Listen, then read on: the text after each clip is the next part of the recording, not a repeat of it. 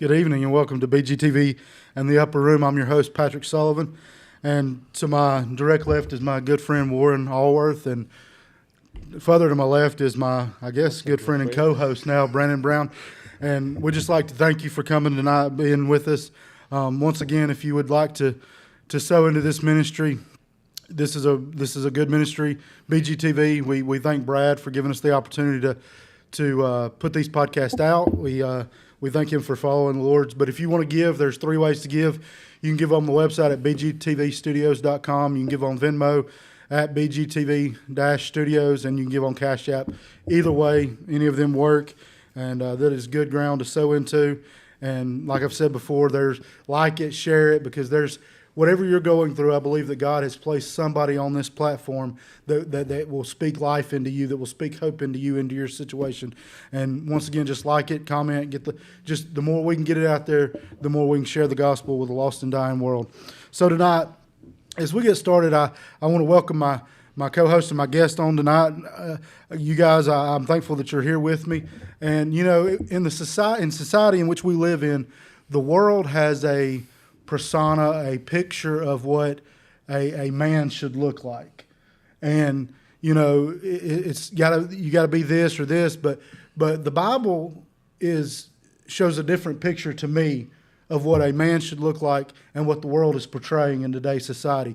So that's what we're going to talk about tonight, is just being a manly, godly man, a godly husband, a godly father, a godly leader. And so, Warren, I want to start with you. When you think of a godly man, what's the first thoughts that come to your mind? Yeah, I think, like you said, society has warped what biblical manhood or even just manhood looks like. It's sort of like either a very feminine topic or sort of a negative topic. And so, you know, when I was thinking through this, preparing for today, I was thinking of some of the Old Testament stories. You know, you've got these the judges, you've got some of these leaders in Israel that are tough men, and I've always fancied myself as a Caleb, and I was looking at the story of Caleb where God speaks to Moses and says, you know, send out spies to go spy out the land that I've given you, which is already, you know, think about that for a second. I'm giving you this land, but you still got to go and get it. And these are guys that are being saved from Egypt, and you know that were in slavery. These guys worked hard. These were tough, hard men, and only 2 of those 12 men came back and said, we've got it. Oh, yeah. You know, 10 of the other guys came back and went, no, I don't think we could, right? And so looking at that, and the framework of that is, you know, I was accused recently of being lukewarm, so I'm going to come out here and spit fire real quick, is that, you know, you look in God's design, he made us men and women. There's a distinct difference there between men and women, and that'll get you in trouble already. But then also, I think in Corinthians, because I can't open my notes, I think it's 1 Corinthians 13. Paul says, you know, when I was a child, I reasoned like a child, I spoke like a child, but when I became a man, I put those things aside. So again, there's a distinction between men and women, and there is a distinction between childhood and manhood. And I think you guys started talking about it last week, about iron sharpening iron and discipleship. And I think that's what's lacking in the church, is bringing these guys up from boyhood to manhood, because we do, you know, somewhat of a good job in teen ministry of entertaining the kids, getting the kids excited about coming to church, getting into groups, plugging in. But then we never really pull them out of that into maturity and say, hey, life's about to get real. You're supposed to be a protector. You're supposed to be a provider. You're supposed to be a spiritual head. You're supposed to be the leader. Heavy is the crown that wears, you know, the crown. Heavy is the head that wears the crown. And so where is that discipleship? Where is that maturity? Where is that 2 Peter chapter 1 adding to your faith all these characteristics? So that's what comes to mind at a broad perspective, but I'd like to hear what Brandon has to say too. I mean, dude, you pretty much hit the nail on the head there. I mean, what am I going to add to that? You know what I mean? I mean, that's perfect definition of what comes to mind when you're supposed to be a godly man. Yeah. You know.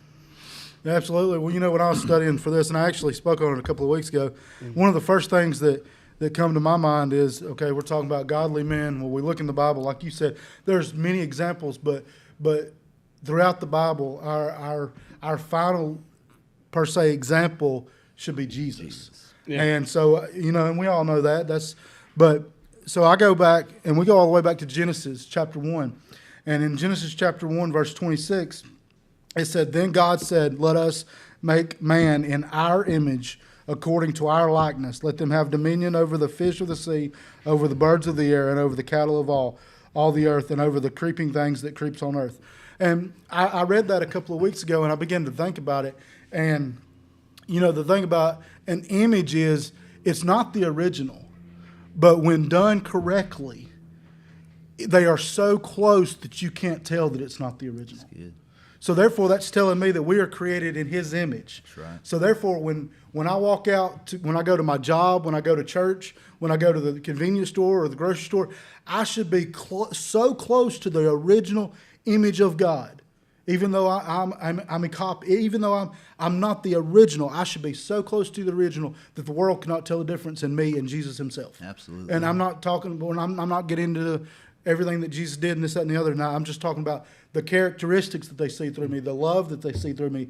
Everything that they see through me should be in the likeness of God. And I think that's the first thing. And like you said a while ago, you know, the world, a manly man, emphasizes physical strength, leadership, dominance, independence. You know, a godly man, it's your love for God, humility, compassion, being a servant, and your righteousness, that just trying to seek after God. And so, you know, it's something that we have to do. It's something we have to strive to do daily is become men of God. It's not going to happen overnight, you know. And so, Brandon, I just want you to talk just for a few minutes about becoming, how we become a man of God, how we, you know, what that looks like. Well, I know for me, I spent so long of the opposite, not being a man of God, being a man of the world, being a man of my flesh, and just going out there and doing what Brandon wanted to do. So when I started getting right, you know, I started reading the Word. That is also intimidating, a little overwhelming. I was listening to a lot of podcasts, a lot of pastors, getting these different avenues, and one thing comes to mind is a sermon Tony Evans did, Kingdom Men. And that lays it out in such a good way that we're called to be these men of Christ, just like you said. You know, we were given the playbook, and the playbook is the Bible. So we should be mirroring that and being an image of Jesus. You know, Jesus was a man's man. He was a godly man, and that is who we should be striving to be. We should be the image of Jesus. Amen. Yeah. And you see with him hanging out with his disciples, right? We were recently on a river trip. We get away and, you know, load the canoes up with some gear and float down the river, camp next to the river, and make campfire and just share the word and edify one another, etc. But, you know, it was we spoke about it a bit in terms of, you know, at end of Mark chapter 1, the 4 guys who lowered their buddy down to Jesus in that house. You know, it takes some guys with some cojones to rip a roof off the building and to seek after Jesus like that. I want guys around me like that to push me to that kind of standard. Amen. And, you know, you know, when I got saved, I think I shared my testimony a couple of weeks ago, you know, where the pastor was speaking about, you know, us as men, you don't know what I've had to overcome, you don't know what I've had to accomplish, you know, I've faced all these trials, and this is what makes me a man. And it's just not true. We're created in the image of God. We're created for His plan, His purpose, His mission. And that's where we draw identity from. And I think there's a lack of discipleship in the church to really understand that. We talk about it all the time. We need to make disciples. We need to make disciples. But no one says, okay, cool, this is how you make disciples. This is what that looks like. Understand, do you truly understand the gospel? Right? We quickly stop preaching the gospel as soon as someone says, I accepted Jesus into my heart. Okay, we've spoken about that before. Yeah. But then the second thing is understanding your identity in Christ. We as men, I remember when I got saved, my identity was in the world, man. I was in chasing the good times, chasing the drinks, chasing the drugs, you know. That's right. Just socializing. And when I came to Christ, I was like, well, now I've got to be this prim and proper guy. You know what I'm saying? And because I didn't know where my identity was rooted in. And I think sometimes we just need to be guys and let guys be guys, because you know, we have too many guys relying on their wife to define their identity, or too many guys relying on the world to still define their identity. No, your identity is in Christ, and this is what this means. Absolutely. You know, Proverbs 10:9 says real fast, it says, he who walks with integrity walks securely, but he who perverts his ways will become known. You know, that's another thing, that being godly men, we're going to be men of integrity. We're going to be men that do the right thing, you know, when no one else is looking. We're going to be the ones that, but, you know, kind of back to, I just want to go back real fast. Warren just kind of come out the gates and just kind of took all my notes and threw them Sorry. into one, and, you know, there they go. But I don't know when I'll be back. I've got to get it all out. but the thing is, you know, we all know this as men. We're expected to provide for our families as the man, and we're expected to protect. And, you know, and I was listening to a pastor a couple of days ago, and I want to ask you this tonight, because this is a real epidemic that our society is facing. Is it's easy to protect our family in the natural. You know, if an intruder broke in my house, I'm going to do whatever I have to do to make sure my family's safe. And I know these men to my left and all the men in the studio tonight, they would do the same thing. And they would also do it for someone else's family, I believe with all my heart. But are we protecting our families spiritually? Mm-hmm. You know, because the next generation, they are raised on, unfortunately, iPads and technology, and, you know, my 11-year-old son knows how to do more with an iPad or a computer than I ever thought about doing.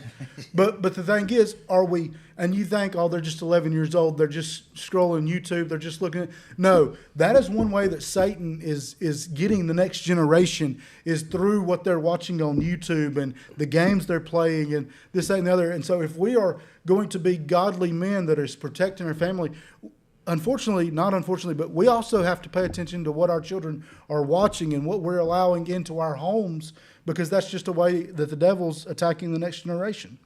Absolutely. You know, I mean, I had a buddy once say, if you want to see where a man's heart is, look where he spends all his time. Mm-hmm. That's right. And that's true for everybody, right? That's right. If kids are spending all their time on the Xbox or spending all their time on the cell phone, etc., that's where their heart's going to be. And so it's our job as parents, unfortunately, to be bad cops sometimes, especially as dads. You know, our superpower is to be the discipliner, right? If God can chastise those he loves, I think, you know, the role of a dad is to be the strong arm in your family, not to rule with an iron rod, but to be that servant leader, right?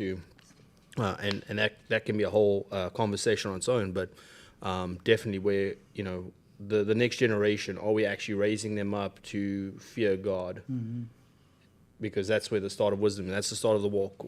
God is definitely love, but we also need to understand He's also justice. Yep. And there's a dynamic there that needs to be unpacked and taught to kids. Absolutely, absolutely. You know, our life is a product of the choices we make.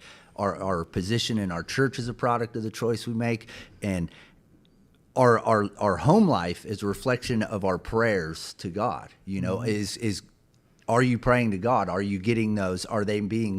Are those prayers being seen throughout your household and the way your kids are brought up? You know, it's the woman's job to take care of the kid, nurture the kid, but as far as fathers, it's our job to make sure they know Jesus. It's our job to teach them the gospel. It's our calling as fathers, and it's the highest calling that most of us will ever have, is that we get to take our kids and we get to teach them about Jesus, you know, and what we do and don't do has eternal consequences. Absolutely. Absolutely. And, you know, we've talked about it before.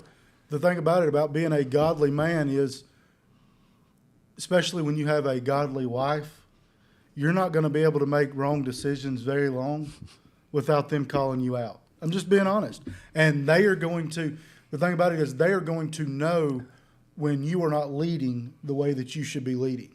Because, you know, the Bible says, you know, husbands, to love your wife as Christ loved the church, that He was willing to give His life. You know, are you willing to die for your wife? And I don't, that doesn't just mean physically. I believe that means, are you willing to put your wife before your needs? Are you willing to put your kids' needs before your needs? And it all goes back to, you know, when we are following God and doing what He has called us to do, you know, there's going to be ups and downs, and there's going to be days where it's harder than others. But, you know, I believe that every answer we need is in this Bible. Absolutely. You know, I believe that with all my heart. And Proverbs 3, 5 and 6 says, trust in the Lord with all your heart and lean not on your own understanding. In all your ways acknowledge Him, and He shall direct your path. You know, we've heard that, we've studied it, but how true is that? Because I can't lead on my own understanding, because there's going to be things, sometimes the Lord will lead us in directions that we have no clue why. We don't understand it, but He sees the big picture. Yep. We see the here and now. God didn't tell Abraham where he was taking him. He just told him to go. And like we've talked about, a lot of times God will wait for you to take that step before he reveals the next piece of the picture to you to show you where to go. And so right here, it shows us that we have to trust in him. We have to, every decision we make, and I know some people say, no, that's crazy. But I believe it's down to what house we buy, what cars we buy, where we go to church. Like, I believe that, you say, oh, you're just buying a car. Well, I believe that if you go in and you're looking for the car that God has for you and you're seeking him, I believe that he's going to give you a peace about it. You know what I'm saying? Because let's just be honest, I don't make enough money to pay a $6 million house payment, so God's not telling me to go buy that $6 million house. Now, Warren, on the other hand, he may be telling him to, but you see what I'm saying? Like, we encourage everybody to give. Marvin, sorry. But you see what I'm saying? Like if I come to my wife and say, hey, I think God's telling us to go buy this $10 million house, she can just right off the bat say, no, I don't think that's God. That's right. You know what I'm saying? That's right. But this right here, this promises that if we lean not on our understanding, but in all of our ways we acknowledge him, that he is going to direct our path. And so, Warren, real fast, we got a few minutes left, but real fast, when is a situation maybe that you can think of where you knew that even though the world didn't see it, maybe you didn't even see it, but you knew God was directing your path? Oh, geez. That's a heavily loaded question. I'm trying to think of a good example that won't get me into trouble. I mean, recently we're talking about biblical husbands, etc. So one of the tensions moving to America was, I had this vision of a house that I wanted to live in, and my wife had a vision that she wanted to live in. Mm-hmm. And long story short, the second house we ever went to go look at to buy, my wife, who's the most indecisive person I know, said, this is the house I want to stay in. I'm like, it doesn't have any of the features that I want. So we compromised and we live there now. And so the decision that we came to was when we have our green cards, we both got jobs, we'll look for a house that kind of fits both our needs, etc. And so for the last 2 years, I think it's not a New Year's resolution thing or anything. I think it's just the winter months get me, and I'm like, I start looking for land. I want to, and I go through the whole process again, and that causes my wife anxiety and stress because she wants that comfort. She wants to know the plan. She wants to, have everything laid out. She doesn't like the adventure part, where I'm like, we'll figure it out. You got to trust the Lord. And so that caused tension in our relationship. And I was just, I went away one day. We went on a trip somewhere. And I just had this revelation. I said, just like you said, we just need to love the church. Mm-hmm. Like we need to love our wives like Christ loved the church. Mm-hmm. And I said to her, my job is to serve you. I cannot fight with you. This dream, this building a house, this land is not worth the tension caused in our relationship. Mm-hmm. So I understand my job. I have to take a step back and serve you, make sure you feel comfortable, protected, etc. But what I'm about to tell you can't be mad at me, is really the reason you're not comfortable is because you're not willing to submit and trust my leadership. Now, I can't change that for you. That's going to have to be a God thing.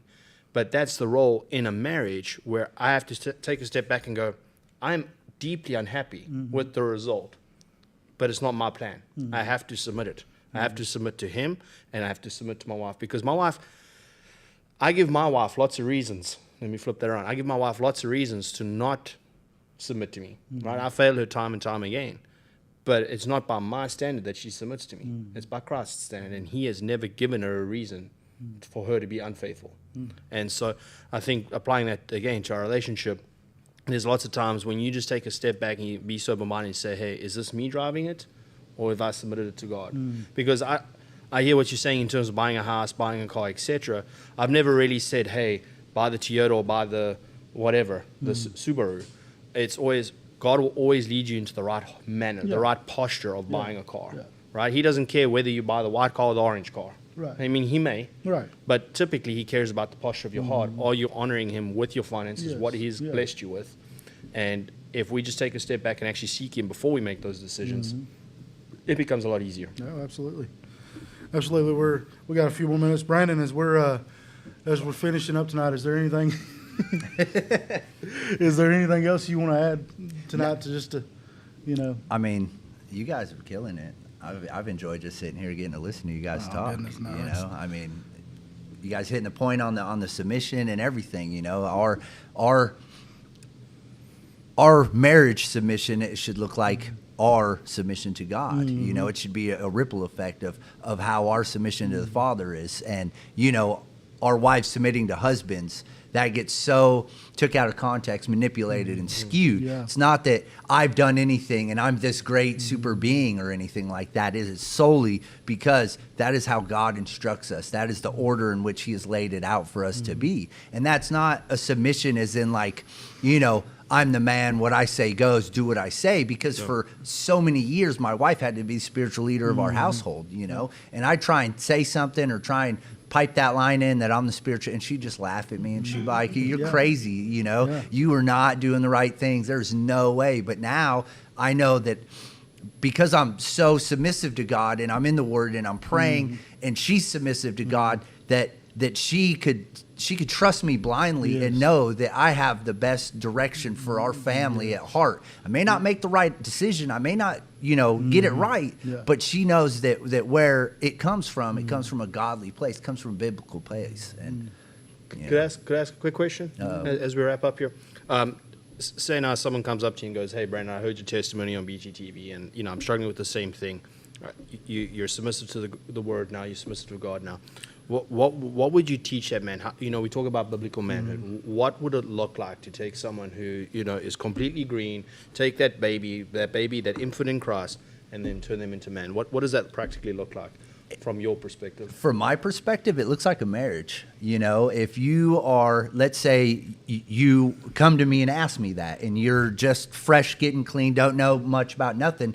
Well, it's my job to guide you through that process. It's my job as a kingdom man to hold your hand and give you the milk and then work our way down to the meat and potatoes. We need to be meeting, 3-4 times a week for a couple hours, not just one time a week for an hour. We need to be talking on the phone, texting every single day. And it's like another marriage. You need to be married to that person until they get their footing and they get their understanding that they need, so that way they could go out. It's like we were talking last week, iron sharpens iron. That's the most pure example of iron sharpening iron. Is I would be that person's spiritual father until they could walk on their own, and then they could become somebody's spiritual father. And it's that ripple effect, and that's how we advance the kingdom and do what we're called to do, in my opinion. Yeah, absolutely. You know, and that's we've talked about it, but the sad part is today, where the Bible says go and make disciples, we want to mark that out and just put converts, because it's easy. We've talked about it. It's easy to make converts. It's easy to tell somebody, oh, you're saved, you're on your way to heaven, go. But like we've talked about tonight, that's when, in a way, the hard work starts. That's when the discipleship starts. That's when, like Warren was saying and Brandon was saying, that's when you may get a phone call at 3 a.m. You may have to go to the hospital. You may have to spend multiple hours with somebody, showing them what the Word says, dissecting it. And we're running out of time, but real fast as we close tonight, you know, we didn't really get into what necessarily fully what the world says a man is, but just real fast as we're closing, just to, a godly man is, the first thing we looked at is we reflect the image of God. We've got to reflect the image of God. God has called us as godly men to humble ourselves and to become servants. You know, you will never be the leader or the man of God that He has called you to be until you become a servant. That's right. You know, Jesus said, I didn't come to be served, but to serve. And for us to become the leaders and men that God has called us to be, we have to learn to serve God. We have to learn to humble ourselves. You know, the greatest example in the Bible that I can see of this is mere hours before Jesus is to go to the cross. Here He is fixing to go to the cross for the sins of the world, and He knew what was coming. He knew what lay before Him, and yet He humbled Himself enough to bend down and wash the disciples' feet. And most of you know this, but for those that don't, in that time they didn't have Air Jordans and you know Converse, and when they showed up, their feet was dirty and nasty and sweaty from the dirt roads. And it was, in that time, it was the job of the lowest servant in the house most of the time to wash the feet of the guest. But here Jesus is in mere hours before he was to go to his death, he took the basin. We all know the story. He took the basin, he wrapped the towel around him, and he bent down and he showed humility. He taught them humility in that point. We've got to be humble if we want to become the men of God that he's called us to be. We've got to stand with strength and courage. There are going to be times when you are a godly man that you may have to stand alone. Because like Ward said, sometimes the world's not going to see what we're trying to do. They're not going to understand it. Sometimes we're not even going to understand it, but God calls us to stand in strength and courage. We've got to be the leader in our house. We've got to, and like Brandon said, I like that point that he made. He said that there was a time where he wasn't, the spiritual leader in his house. And you may be watching tonight and you're not the spiritual leader in your house. Don't give up, because we've seen multiple times you surrender to God and you can become the spiritual leader in your house that God has called you to be. And like Brandon said, now his family knows that he's got their best interest at heart. Why? Because he's seeking the Father and he's following the Father and he's leaning not on his own understanding. We're called to protect and provide, and we're called to be the godly men that God has called us to be. We're running out of time tonight. Are you a godly man?